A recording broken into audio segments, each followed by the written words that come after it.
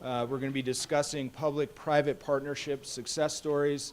Fletcher's going to be our keynote speaker, and then we have a panel of folks for a Q&A session that will be opened up to the audience, followed by the broker roundtable. At this time, I'd like to introduce Paul Kraft. He's going to talk about our market snapshot. You're in real estate, you ought to be really happy today. There's a market snapshot on your table. We've been producing this for a number of years, and it's never been better for the real estate market. The major product groups, office, industrial, retail, absorption up, positive, vacancies down, construction in balance, very little speculative space coming, if any. Very healthy market. One part, the only downside is rent growth is still flat, but many people believe that's coming. Multifamily is the favored class again. Absorption strong, construction still less than 1% of inventory, and rent growth continues to climb. Two product classes, industrial and for multifamily, both are at all-time records again for vacancies. They're so low. So very good reasons to be happy about commercial real estate. We won't talk about interest rates. So the other thing I want to say is you need to put on your calendar the May meeting. We are going to be doing May 17th, thank you. We are going to be producing and presenting the next multifamily study. We did one a few years ago. That one was specifically for the Class A product. This one's going to be all classes, and that will be presented at that meeting. So please mark your calendars, be ready for a great report, and that's all I got. All right. Thank you, Paul. At this time, I'd like to introduce our guest speaker. Fletcher McCusker is the CEO and founder of UA Venture Capital, along with his partner, Michael Deach. Fletcher and Michael were the CEO, CFO team at Sinfonia RX, and also the duo behind the startup and IPO of Tucson-based Providence Service Corporation, which trades on NASDAQ at PRSC.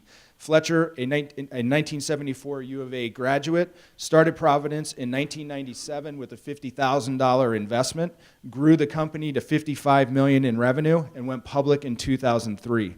Providence then grew to $1 billion business and is by far the most successful public company ever launched in Tucson. Michael and Fletcher left Providence in 2003 to assist TechLaunch in its commercialization efforts by becoming the business drivers for the U of A spin-out, Sinfonia RX. Invented by the College of Pharmacy faculty, Sinfonia RX pioneered medication therapy management designed to assure physician-written prescriptions are safe, don't conflict with other medications, and are age-appropriate and necessary. Sinfonia RX sold in September 2017 at 35 times its original investment, and Fletcher and Michael hope to catch lightning in a bottle again by funding and nurturing other U of A-founded companies. As chairman of the Rio Nuevo District, which is downtown's revitalization board, Fletcher is credited with spearheading much of the development downtown since moving Providence to Scott and Broadway in 2010. Fletcher is a U of A Alumnus of the Year, holds an honorary doctorate awarded in 2014, endowed the Public Programs Chair, scholarships a member of the tennis team, and sits on several U of A advisory boards. Fletcher? That's very impressive. Truth be told, I graduated from the U of A with a 2.75 GPA and could not get into our own graduate school. However, ASU would accept me as a probationary student. 40 years later, I had lunch with Michael Crow, and he said, "Oh, I see you did your graduate work at Arizona State." I said, "Mr. President, that's only because I couldn't get into the U of A." So he said, "Let's keep that to ourselves." When I was nominated for my honorary doctorate, President Hart called me to congratulate me, and my first question was, "Have you seen my transcripts?" She said, "No, should I?" "No, if you haven't seen them, you don't want to see them." This is a true story. You can Google Scarlett Johansson in Tucson. She is a regular. She stays often at the Hotel Congress. I have actually not met her, but if you know her, I'll give you my cell number. Why does Scarlett Johansson love Tucson? You know, Marcel asked me to talk about public-private partnerships, and I've lived my entire professional life privatizing government business. And the one thing I've learned is that if you leave the government alone, they will certainly screw it up. It's the nature of inertia and bureaucracy. A career bureaucrat has no risk. They're not risking their own money. Their objective is to serve their 25 years and retire on a state pension. However, they are and can be unbelievable partners. And no one has proven that more than Rio Nuevo and downtown Tucson. This is an extraordinary picture of our Eastern Gateway just a few months ago, which was unimaginable in 2010. Tucson is now the 7th ranked city in America for live music. 7th, right behind Austin, Texas. The top 5 are all back east, where you think they would be: Nashville, New York, New Orleans, Memphis, Miami, Austin, Tucson.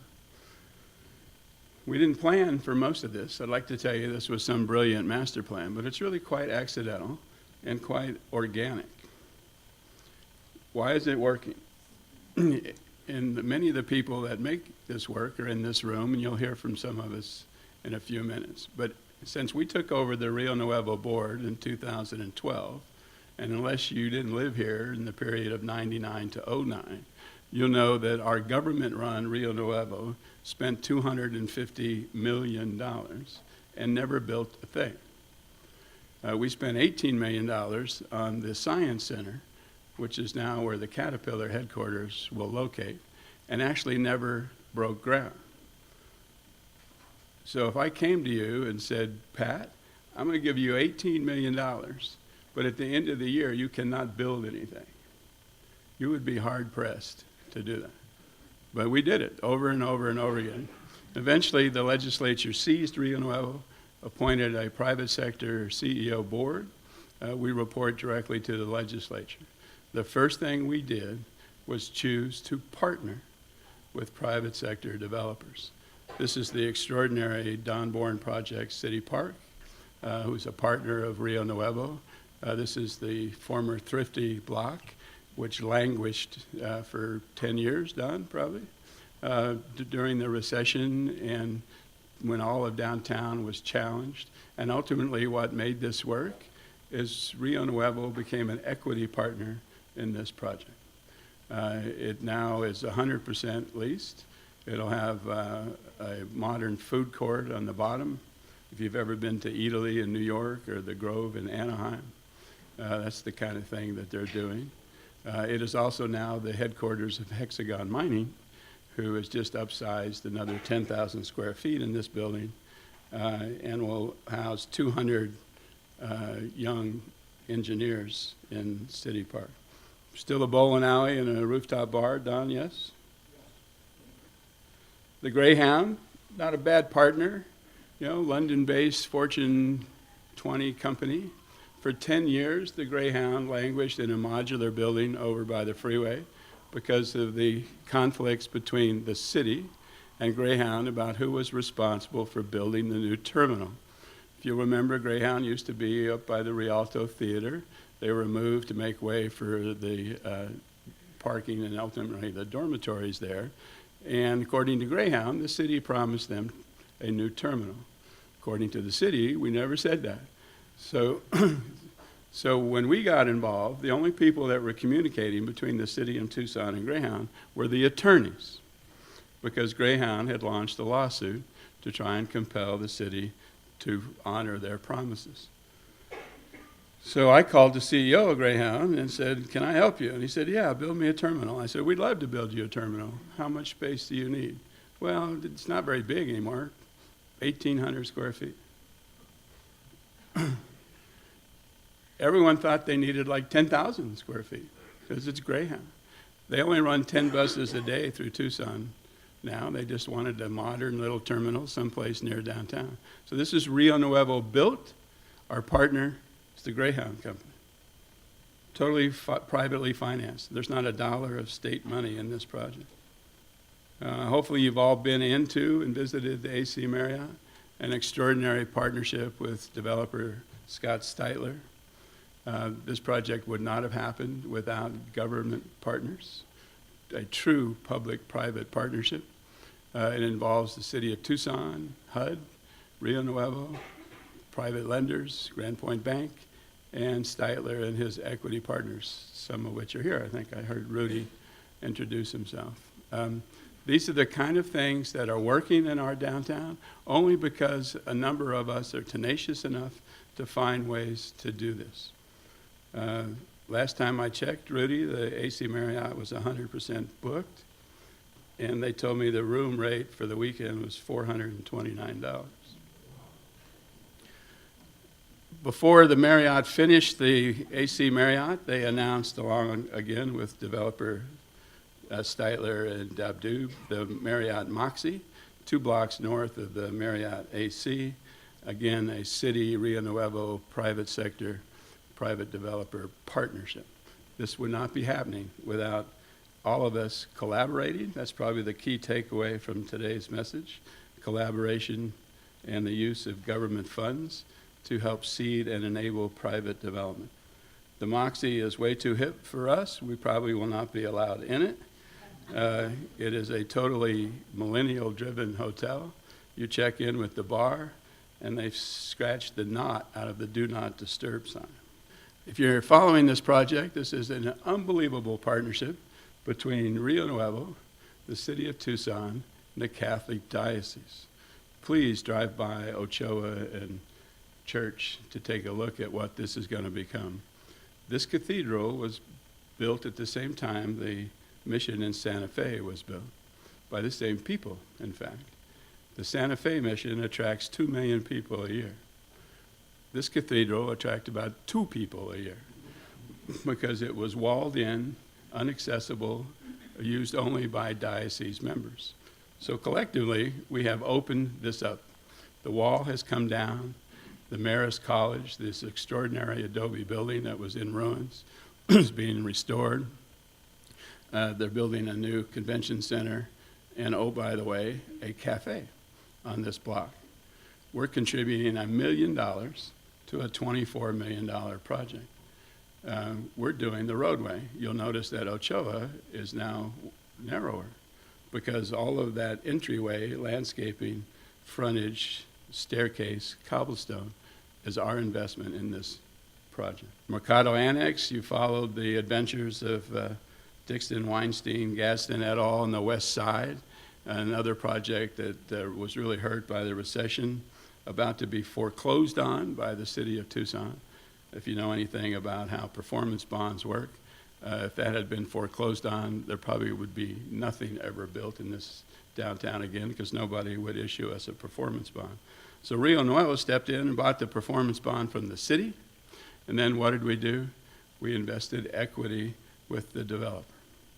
Rio Nuevo put up half of the money to build this project. It'll open up in 2 months, 15,000 square feet of retail and a container village. These are shipping containers, 55 of them that have been rusted out, clear-coated, combined together with common seating, which now, coincidentally, is across the street from Caterpillar. The Marist we talked about, Rio Nuevo saved this by investing a small amount of money with the Foundation for Senior Living, who's building a senior housing complex across the street. Probably our shining achievement, of course, is the attraction and retention of Caterpillar's mining headquarters to Tucson. This is a true and unbelievable story of government cooperation and private sector partnership. Caterpillar was going through a competitive process to select a new site for their Peoria, Illinois-based headquarters. Tucson was not even in the room until we met the Caterpillar CEO and said, why not Tucson? He says, you guys don't play at our league. You don't play at this level. To attract our business, just to get in the room, we want you to commit to $6 million in cash to offset our relocation expense. Have you ever heard of us doing anything like that? No. So Governor Ducey and I talked. He said, I've got roughly half of that money. I said, we'll put up the other half. let's go play Texas Hold'em with Caterpillar. It came down to two cities, us and Denver, and Denver has an unbelievable incentive package that I'm pleased to tell you Rio Nuevo matched step for step. Ultimately, we gave Caterpillar this land, 8-acre parcel. It's a former landfill, which we remediated at our own expense, and we did all the site prep for this building to be built. It's 150,000 square feet headquarters. They've recently told us they're upsizing from 650 people to 750 employees. It's a $2 billion economic impact. If you talk to Cy Shore, we haven't seen a win like this since Hughes Missiles came to Tucson. Some fun projects. This is the former Brings Funeral Home. Deb Dube, Peach have converted it to probably the most successful speakeasy downtown. We invested in this project. Big or small, if you want to do something downtown, we are your partner. This parking lot's right across the street from TEP. It's a county-owned lot, surface lot, kind of goes like this, small lot. So we offered to buy it from the county at market value, and we issued a proposal to see who might show up. In 2 years, this will be that parking lot. And maybe the most stunning example of public-private partnerships in terms of downtown development. This is J.E. Dunn out of Kansas City. Last year, they did $4 billion of construction in places like Austin, Portland, San Diego, Nashville, Phoenix, never Tucson. What they proposed, and we approved the agreement Tuesday in our meeting, is a 20-story commercial tower, 2 levels of retail, 25,000 square feet of retail, 7 levels of parking, desperately needed downtown, and 8 levels of headquarters Class A office space.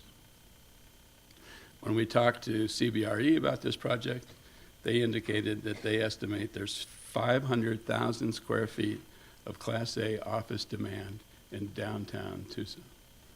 Everybody wants to be in our downtown. So county lot, Rio Nuevo bought it. We will do all the site prep for this building the same manner we did for Caterpillar. We're putting up $800,000. The developer's putting up $120 million. Outside of Rio Nuevo, we've had great success in partnering with the University of Arizona. You're going to see much more of that under President Bobby Robbins. One of the things that was the most dramatic about what's going on at the U of A now is that Bobby was never an academic.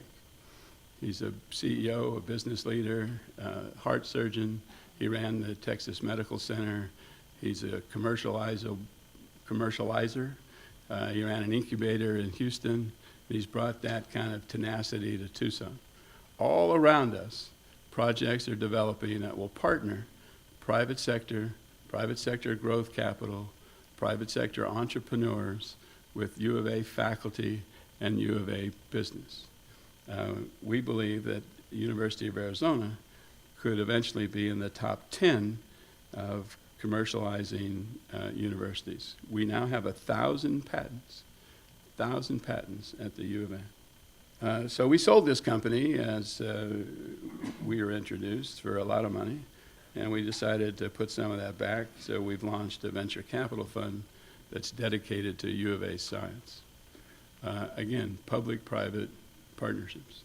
So there's an unbelievable amount of opportunity developing in our community to partner with, to invest with, to align with, to affiliate with, to work with public sector entities.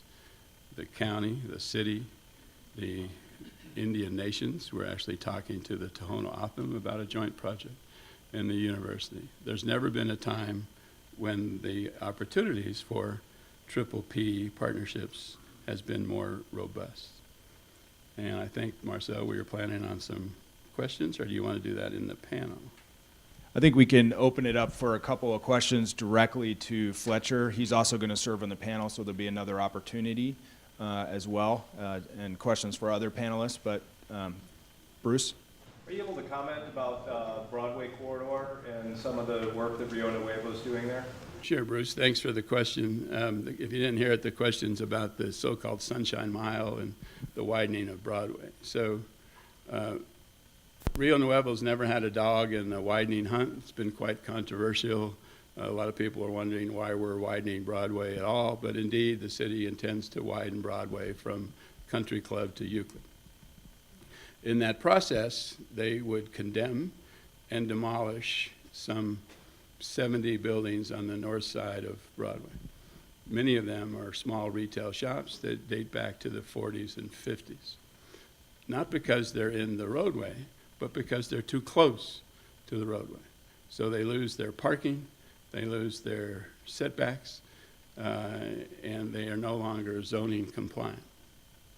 Tucson Tamale is one of those companies. If you think about that strip right there, 16 stores, all of them will be acquired under eminent domain and likely demolished.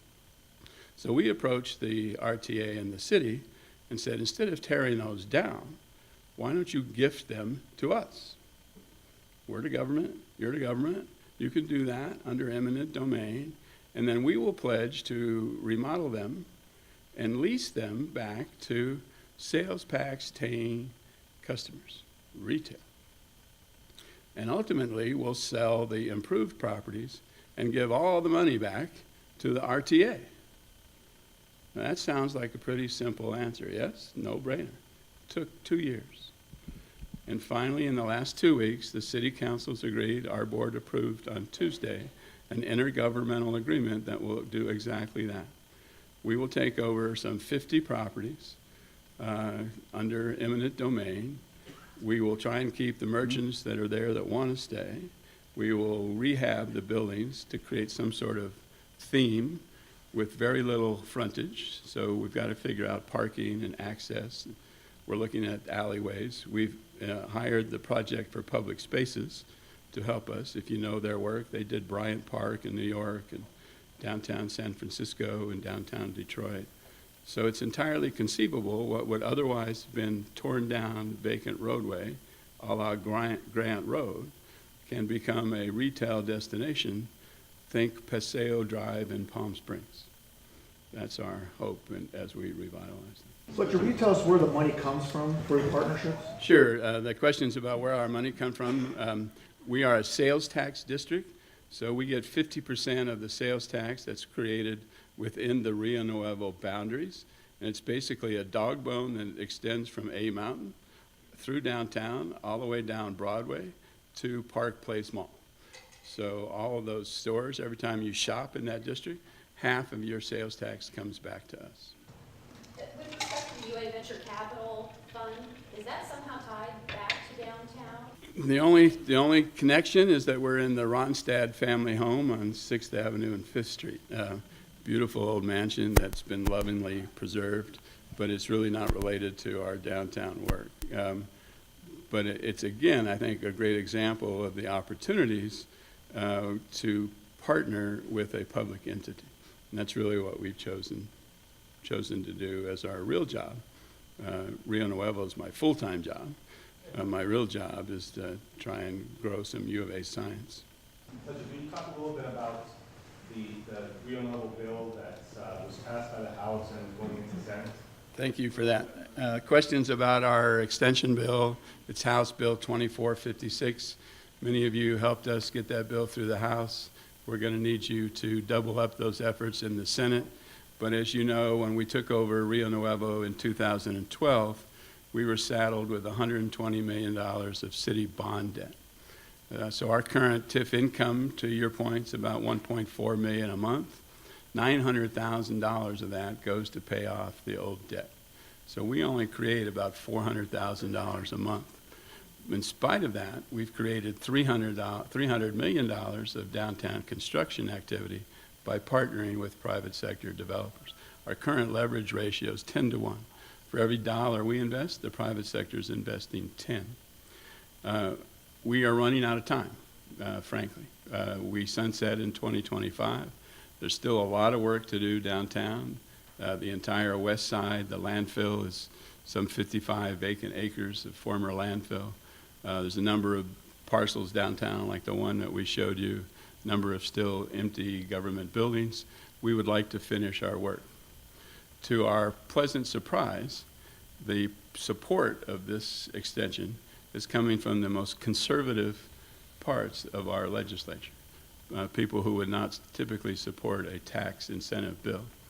But the reason they're supporting us is because we've brought all of them downtown.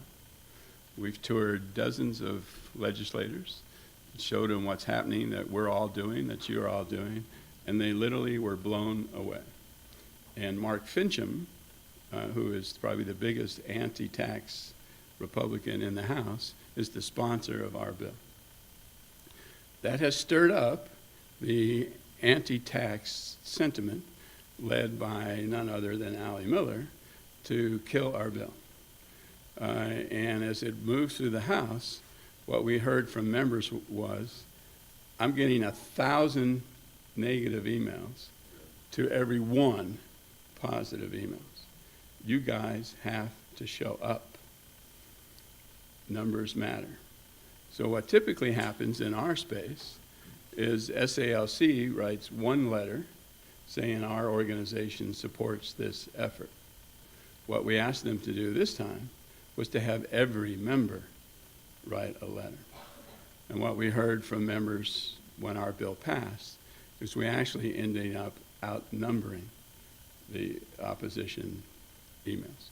They keep track on a couple of levels. They count, positive, negative, positive, negative. If it looks like a form letter, they don't read it, but they count it. If it's personalized, and I know Michael did a very personal letter, David Cohen did a very personal level, they will read it and most likely respond to it. So what we would like you to do now, every single one of you in this room and everybody you know, send an email to the senators at the state Senate encouraging them to extend Rio Nuevo.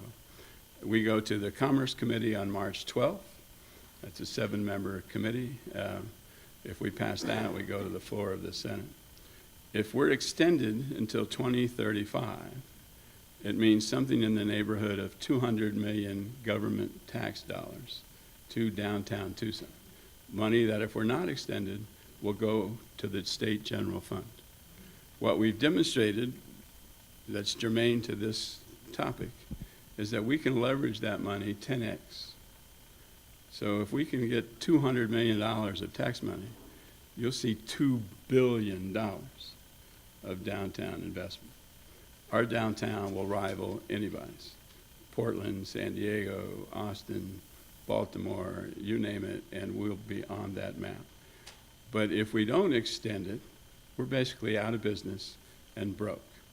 Our TCC stays where it is. A lot of the projects that we would like to initiate won't happen, and it really would be a shame for that to not continue. But it is controversial because it's a tax incentive. And you know, there are a lot of people in this state and this community that don't believe in tax incentives. So we do need your help, Marcel. Thanks for the question. Go to azledge.gov. You can see who's on the committee and send them a little note.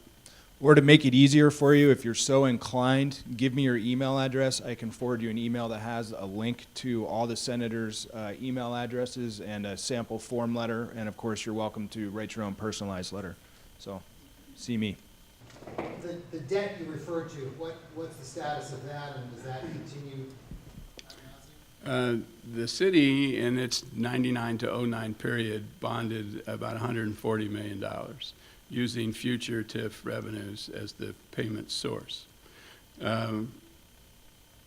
We barely had enough money when I joined the board to service that debt. It's now down to $68 million, and it does remain with us until 2025. I was wondering, are the GPLET boundaries going to change, or are they pretty much staying the same?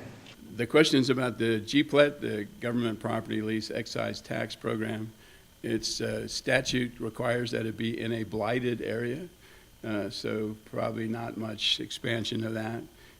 There's kind of an anti-GPLET movement at the legislature last year. Representative Leach sponsored a bill to kind of tighten up the GPLET. Part of that was the definition of blighted.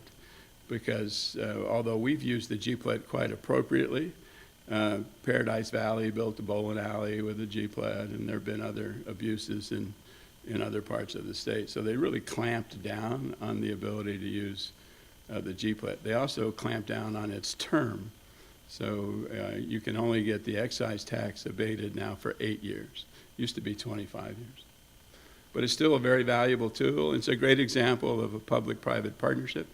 The government owns the building, therefore we don't pay property tax. So if you're a triple net tenant, you get the benefit of not having to pay any property tax on a project the size of the one we talked about on 75 East Broadway. That's a lot of money saved for a developer. What we have found, and other developers can speak to it, is it helps them meet their debt service ratios with their commercial lender. So, that has been a very important tool for us downtown. So we have a great panel for you guys today. Again, the topic is the importance of private-public partnerships and the role they play in economic development. Our first guest is, ladies first, Camila Martins-Bacot is an external affairs representative for TEP, where she works closely with the private and public sectors to develop and execute strategies and tactics in support of local job growth and business expansion within TEP's service territory.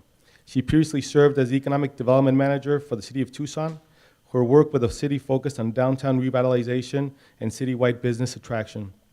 Camila has a master's degree in global finance and trade from Denver University and worked as a microfinance consultant for an Inter-American Development Bank project in rural Brazil. Thank you, Camila, for being here. Phil Swaim, founder of Swaim Associates. Phil Swaim is president of Swaim Associates, a 20-person architectural firm. Swaim's projects include education, healthcare, commercial, and sports, both locally and nationally. Recently, much of their work has revolved around downtown economic development and public-private partnerships, including Caterpillar, TCC, AC Hotel, Worldview, Vector, and 75 Broadway, which is the J.E. Dunn project. Phil has been a part of 15 MPA Common Ground Awards for helping to bring diverse groups together for successful projects. Thanks for being with us, Phil. And Don needs no introduction, but I'm going to give it anyway. Don founded Born Companies, a predecessor to Born Properties, a predecessor to Born Companies. In 1990, his companies have completed over 40 commercial projects totaling 4 million square feet. Don is involved in all aspects of Born Companies' business, including acquisitions, joint ventures, asset management, and internal operations. Prior to Born Companies, Don was with Trammell Crow Company and Pete Marwick and Mitchell after graduating from the University of Nebraska with a Bachelor of Science degree in accounting. Don is a member of several industry and community organizations and boards, including the Urban Land Institute, International Council of Shopping Centers, the Arizona Cancer Center, Southern Arizona Leadership Council, and Downtown Tucson Partnership. Thank you, Don, for being with us. We know you have a very busy schedule. The intention was to be able to provide, have a diverse conversation. We have Camila, who was managing economic incentives for the city of Tucson, now transitioned to the private sector, working for TEP, pretty much in a very similar role. Phil Swaim, as an architect who does a lot of negotiations with the city with respect to planning and anything that involves the government with respect to real estate projects. He's, and being the lead architect on the new project, 75 Broadway, also, makes him an asset to the panel. Don can certainly give a perspective from a private developers, and then Fletcher in his role as chairman of Rio Nuevo. So I wanted to make it a little bit different this time. For my I'm going to ask a series of questions, and then I'm going to give the audience an opportunity to ask questions. For my questions, I chose quotes that tie into the topic, and I will ask the panelists to respond to the quote. And also, I have 2 U of A basketball tickets and a parking pass for the audience member that asks the best question. So I say that now so that you can start thinking about, what would be a good question to ask the panelists. My first question. Are we eligible? You're eligible. The panelists can ask the other panelists questions. So the first question is for Camila. Historian John Koski writes, elected officials, community leaders, and intellectuals must cease encouraging the untenable belief that there is an inherent American right not to be offended.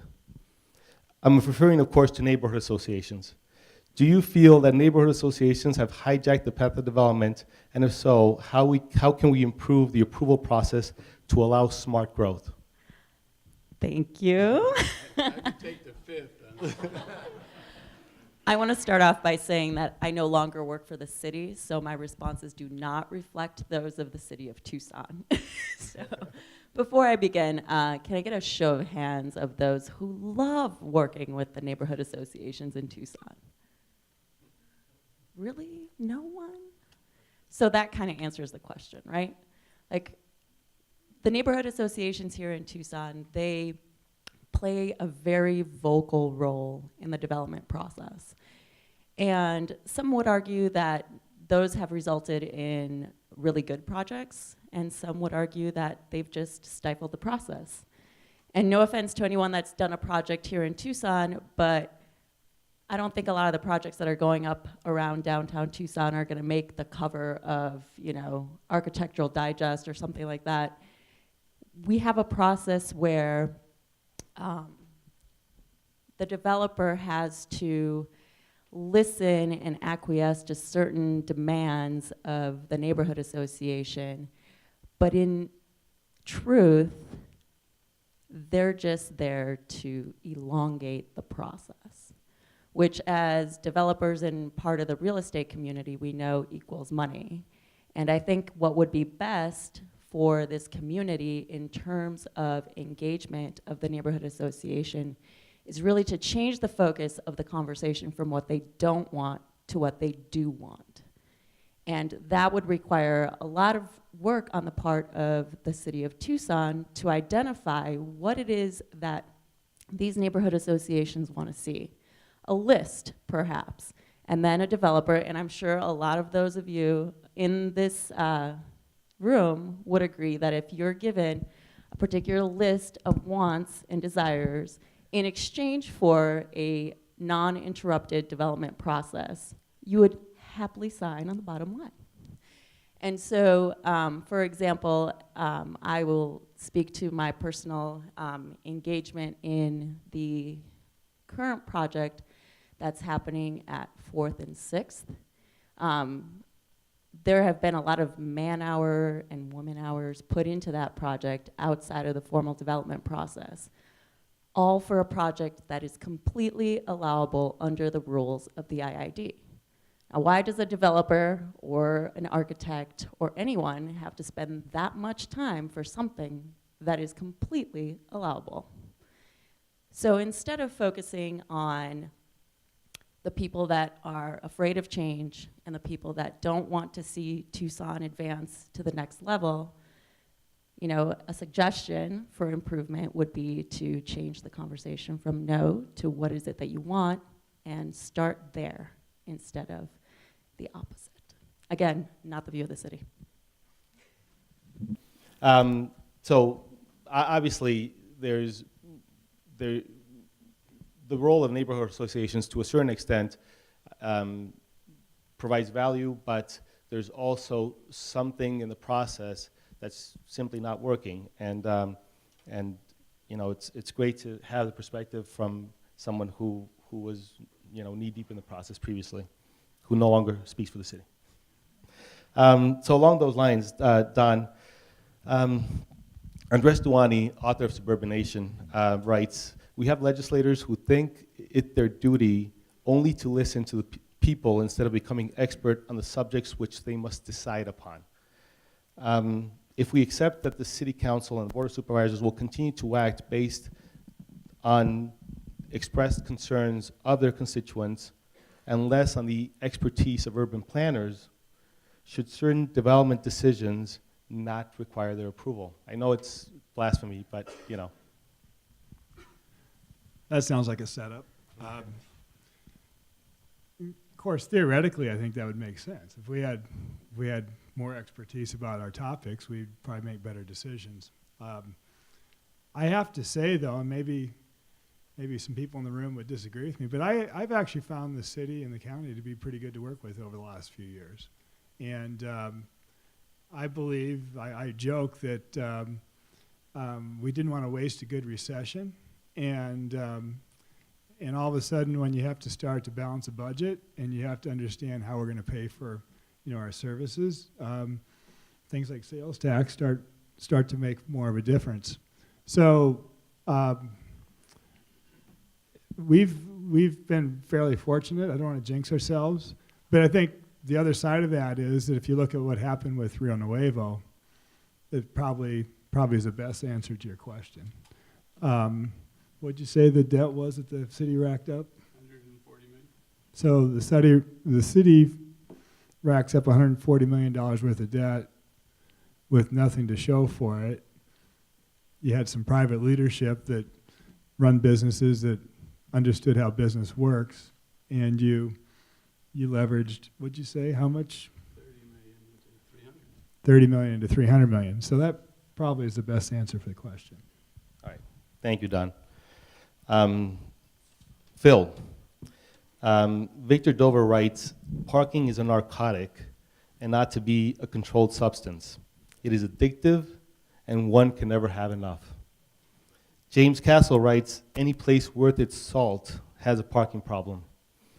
Do you believe there is a need, that the need for parking in downtown Tucson is a high priority considering these comments and considering the impending arrival of autonomous vehicles? Parking is one of those interesting conversations. Obviously, an architect, local architect, Kirby Lockhart, years ago, once told me, he said, we shouldn't have any requirements for parking whatsoever. We should create anarchy. And at some point, I mean, I think I thought he was absolutely insane for saying so, but I think the reality is that private enterprise is going to go ahead and solve that anyway. I mean, as developers, as building owners, we know that people still use cars, certainly in Tucson, so whether a zoning code requires we have parking, we're going to provide it anyway because that's what it takes to lease and sell a building. It even goes back into the issue along Broadway and the neighborhood associations and the widening. I mean, the neighborhood associations felt empowered to lead the process, and they said, you don't need parking anymore. Businesses don't need parking. Well, the reality is they do, and we do, which is why they were going out of business in Fletcher and Rio Nuevo were jumping in to solve that issue. The challenge is that parking and things will change over time. I certainly don't want, I enjoy driving a car, so I don't want an autonomous vehicle. But we do have to plan for that potential change. I mean, even on Broadway, we're looking at taking the upper couple of floors of our parking, putting in a little higher floor-to-floor count, and to be able, so we can transfer that at some point to residential or office instead, if it does change. So we can take a ramp out and create a flat floor, and all of a sudden we have leasable space.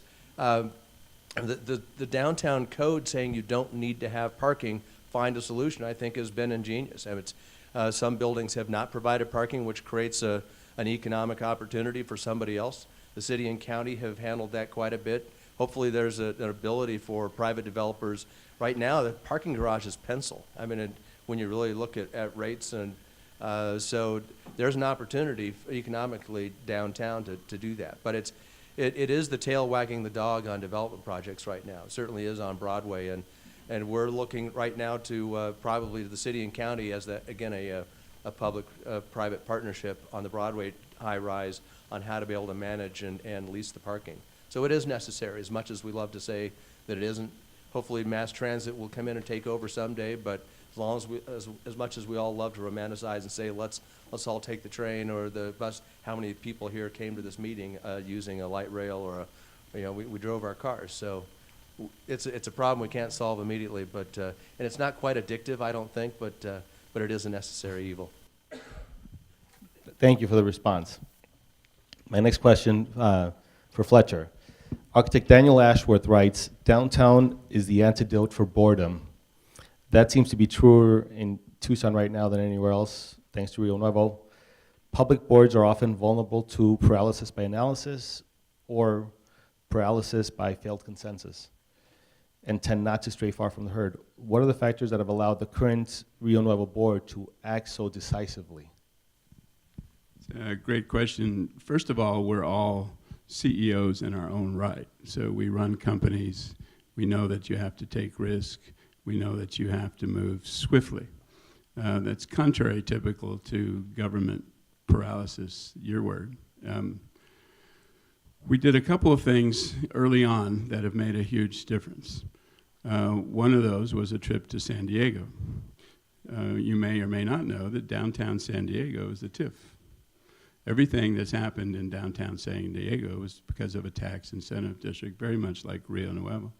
And people always go, well, they have the ocean. Well, if you were in downtown San Diego 25 years ago, the ocean didn't matter. It was a very dangerous, scary place. It now has 35,000 condos and Seaport Village and the new ball field, and all that was enabled by a TIF. But what they told us was, you don't get to pick your partners. If you're going to partner, you partner with the landowners who have been opportunistic enough to buy property downtown. And we've done that at Rio Nuevo. We have some very colorful people, present company excluded, downtown, who have been a lightning rod for government historically. We've embraced every one of them, and we have partnered with every one of them. And things are going vertical because of that. So you have to believe in partnership regardless of who the partner is, and that makes a huge difference. Then you have to have a bias for action, which I think only comes from the private sector. I'll ask just a couple more questions, and then I'll open up to the floor. Next question for Camila. Stephen Johnson writes, if you look at history, innovation doesn't come just from giving people incentives. It comes from creative environments where their ideas can connect. It seems the economic incentives being offered by the city of Tucson are irregular shaped boxes that don't really seem to do much to incentivize growth. Do you feel that the government should change its approach, and should the public and private sector work together to find a more effective way to promote economic growth? So I think that the private and public sector have found a more effective way to promote growth. I'm happy and thankful every day that Fletcher has a source of income that keeps coming every day so that he can continue to partner and leverage other private sector dollars. The city of Tucson offers a number of incentives, of which, essentially every single new development or renovation has been able to take advantage of, particularly in the downtown. As with, what Fletcher mentioned in terms of, when you start playing with tax dollars, it becomes a little sticky. And so there's a process that you have to go through, and sometimes that process isn't very intuitive, but I think the mayor and council have done a good job of setting forth policies associated with how those incentives are going to be applied to be as fair as possible. Do I think that the incentives that are set up could do more to incentivize additional investment downtown? Absolutely. But again, we're hindered by the aspect of, what is the council comfortable with, and what is that balance between the use of tax dollars and private monies? Okay, my last question, and then I'll open up to the floor. For Fletcher, Jack White says, musician, says people talk about wanting amenities. Downtown is the amenity. Now that Rio Nuevo is being extended, hopefully through 2035, what's on the horizon for the current and future boards? Are there any particular areas on which Rio Nuevo should focus? Thanks for that. A quick comment to Camille's answer. We also are stuck with this thing called the gift clause in Arizona. It's actually unconstitutional for a government jurisdiction to benefit a private citizen. So that's created issues for the city, county. Uniquely, a TIF is exempt from the gift clause. So part of why we can be much more aggressive, like Caterpillar, is we work outside of those gift clause restrictions. But that really makes it hard for a jurisdiction that may want to be more aggressive, because the minute you do, the Goldwater Institute's going to sue you. And that's a constitutional requirement, which would require a constitutional amendment. When we're extended, there's a lot of work to do. The TCC complex, which we're stuck with, we were going to build a new 16,000 seat arena, and of course that didn't happen. So we're kind of stuck with the one that we have. The arena has been renovated and is doing quite well. You'll be pleased to know, as a taxpayer, that the TCC arena was booked 330 days last year. It's only 35 days that our arena wasn't booked. The attendance for that was 526,000 people. 120,000 of them were hockey fans. The Roadrunners are averaging 4,080 fans a game. The estimates to finish the TCC range between $20 million and $100 million. Without the extension, we will not be able to improve the music hall, the Leo Rich Theater, and the plaza, the historic Ekbo fountains. So that's part of our look going forward. And then if you look at the west side, where the landfill dominates, the remediation cost of that landfill is about $1 million an acre. So for anything to develop over there, whether it's commercial, historic, cultural, or park, the first thing you've got to do is remediate the landfills. So right there, I just spent $120 million. I'm going to open it up for questions. If you have a question, please raise your hand, and somebody will help me. And state your name just to remind everybody. Please. Hi, I'm Rick Kleiner. Could you all share your perspective on what it'll be like to live downtown in 5 and 10 years from now? We should let Art answer that. Yeah.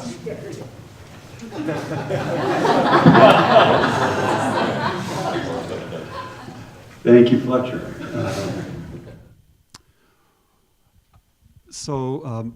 Just for a little bit of quick background, my business partner and I, Rob Kaler, developed one East Broadway and one West Broadway. We did it through a G-Plat. We also, on one East, did a New Markets tax credit deal just to make it more complicated. And I echo what Don said. The city, Camille and her gang at the time actually were very helpful to us, so number one. So I office in the Chase Bank building, and I can tell you right now, I look out my window, I was telling somebody this morning, I can see 6 cranes, and that doesn't include HSL's demolition of La Posita, so there'll soon be another one there. What I see in 5-10 years from now, again, I recently sold it, but I had a place in San Diego we went to, and I can remember 20 years ago, the same thing Fletcher said, and people have been to Gaslamp downtown San Diego and the whole downtown San Diego. You know, Tucson's not going to be a Gaslamp per se. We don't want it to be.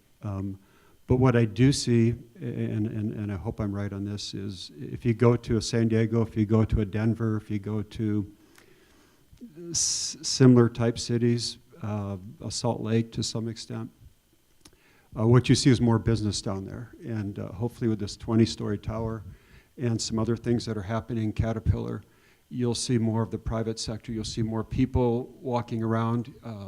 What Downtown Tucson Partnership has done to help clean up the library area. You know, it'd be really nice, and I think it will happen in Tucson, where business people and actually families will actually be able to go to a park or open area and sit there and not feel like they're intruding on people who are there, that whatever, different type of people that are there. And I think you'll see a lot more of that. I can echo what Fletcher said too about the economics, that, you know, for Tucson to get a 20-story residential tower, the rents, you know, have to go up dramatically. I can tell you from developing the little deals that we developed that they barely make sense, not paying taxes for the first 8 years. But I think Tucson will be very, very vibrant. I really look forward to Don opening up next door to us. I just can't wait to go to a place and you've got 6 or 8 different venues to choose from to eat. I think that a lot of the restaurants that are downtown that are hanging on, some doing better, some not as good. Part of it's a natural evolution of what happens in the restaurant business, but I think you'll see a lot more vibrancy. I can tell you already, if you don't office downtown, just the foot traffic downtown now compared to, I've been downtown officing 4 years. and the foot traffic downtown, it's February, I get it, but it's totally changed from 4 years ago. And I think downtown is somewhat of a bell curve, and you'll see it's not going to be like walking downtown on Market Street, but it's going to be pretty cool. What are the demographics of your tenants? That's been a surprise, I think, hasn't it? Yeah. So I can tell you, I was talking to somebody, actually it was Rob Aronoff yesterday. We, as a complete aside, we have a little situation with a tenant that's got nothing to do with rent. But I asked him for attorney's name about tenant relationship things, and he said, "You've never had an eviction in 4 years?" And I said, "No, I'm not sure we've ever had anybody pay late in 4 years." Our average income for our tenants downtown is, for our 2 little buildings, 85 units total, 84 units, is over $100,000. We have many of them that are our property manager called me like about a year ago and said, "Art, I got a problem. These people don't qualify, but they've got over $2 million in the bank. How can I rent them an apartment?" And I'm like, "Yeah, we just change our, for fair housing, we'll just change our rental criteria. If you have over so much in the bank, you qualify." The people that we do not have, and I think will change in the next 5 to 10 years, we do not have a lot of professionals, very few professionals that work downtown. A lot of Raytheon people, a lot of retired people, a lot of semi-retired people, a lot of people like Matt, who used to be with us before he abandoned us.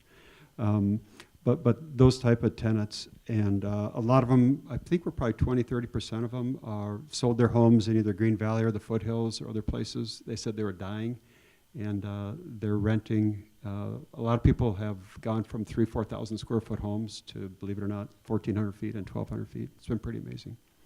I'm curious, how active is the real estate business in this area in using cognitive analytics, AI, augmented reality, and VR to help civilians and investors, for that matter, understand and visualize the projects that you're talking about or trying to develop? Because when you're saying what will downtown look like in 5 years, technology's there to actually show that to someone now. When you're saying what are the these meetings that you have and everybody's unhappy with, you can actually, through data, analytics, social listening, know their problems before you even walk in the room with them, and then show them visually, because you can't expect them to see what it's going to look like when you have that to show them. How active is the community in embracing that technology? Well, a lot of the times when attending these public meetings, particularly neighborhood meetings, there are visuals associated with it, renderings of the buildings and things like that. But I think what is missing is the holistic approach as to how the particular building is going to fit within the fabric of the future. And I know that the city of Tucson is looking to acquire some software that would assist with that, particularly associated with rezonings. And so I think that people understand that they need to start showing what that's going to look like, what change is really going to look like, instead of a one-off parcel. I think it's a little bit further down the road from that perspective. I'd like to respond to that. It's interesting, the city's thinking about buying some software. The private sector, we've jumped into this 10 years ago, 15 years ago.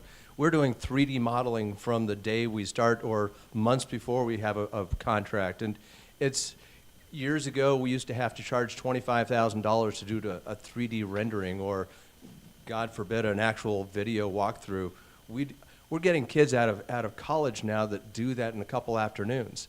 We got the Vector Project by creating this wonderful video that really allowed the owners to understand exactly what they would be living in. You have people and birds flying through.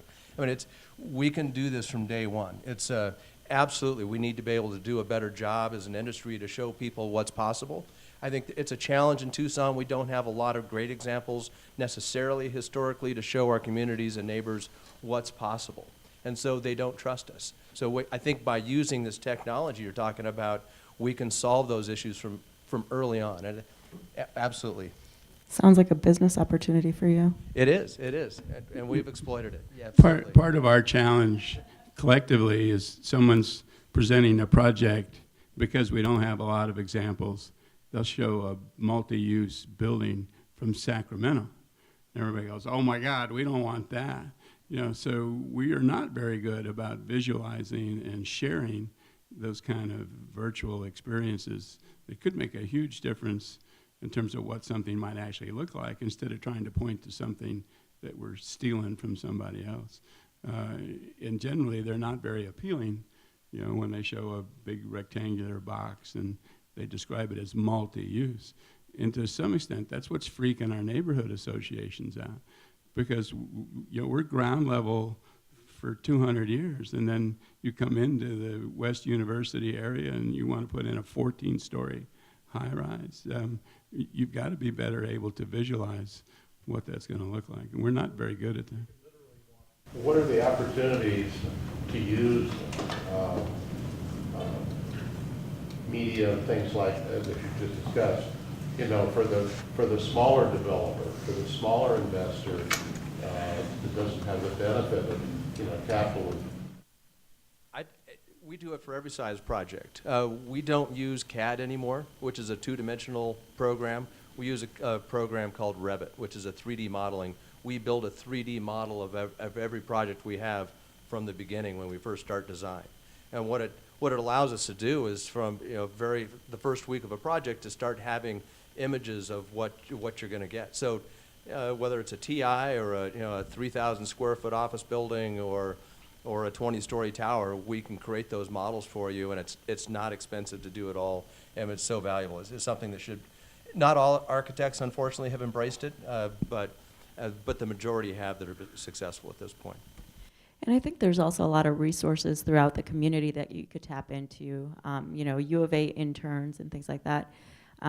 They have to do internships as part of their degree program. They'd be happy to assist you in doing that in your business. Well, we've been trying to redevelop the corner of Campbell and Speedway, which would be an important entry point to the U of A and almost to downtown. Is there any private partnership, public partnership that could work to help him get that off the ground? We were debating when we launched this extension bill to try and expand our geography, and we were advised we're taking too many bites off the apple. The universities have talked about a TIF-like feature.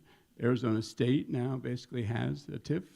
Their stadium district is exempt from sales tax, and they're pouring that money back into the development. So I think there are opportunities that come particularly in and around campus where they could create something that's very Rio Nuevo-like, get the city to embrace it and get the legislature to approve it.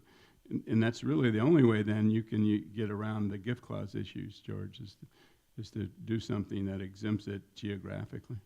One of the things that the city could use at that property, depending on the dynamics of the tenants, would be a primary jobs incentive, which would essentially allow them to take the construction sales tax and apply it toward public improvements, which they would have some at that site.